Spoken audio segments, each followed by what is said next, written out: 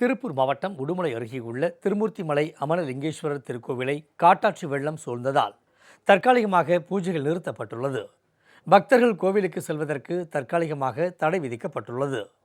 பஞ்சலிங்க அருவியிலும் தொடர்ந்து காட்டாற்று வெள்ளம் பாய்ந்து செல்வதால் சுற்றுலா பயணிகள் குளிக்க தடை விதிக்கப்பட்டுள்ளது. திருமூர்த்திமலை அடிவாரத்தில் மும்மூர்த்திகள் தலமான அமரலிங்கேஸ்வரர் திருக்கோவில் உள்ளது. வனப்பகுதியில் உள்ள பஞ்சலிங்க அருவியின் நீர்பிடிப்பு பகுதிகளான மேற்கு தொடர்ச்சி மலைப்பகுதிகளில் தொடர்ந்து கனமழை பெய்து வருவதால் பஞ்சலிங்க அருவியில் காட்டாற்று வெள்ளம் ஏற்பட்டது.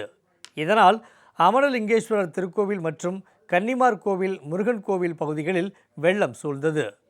தற்காலிகமாக பூஜைகள் நிறுத்தப்பட்டுள்ளன. பஞ்சலிங்க அருவியிலும் தொடர்ந்து காட்டாற்று வெள்ளம் கரைபுரண்டு ஓடுவதால் வனத்துறை மற்றும் கோவில் நிர்வாகம் சுற்றுலா பயணிகள் குளிக்க தடை விதித்துள்ளது.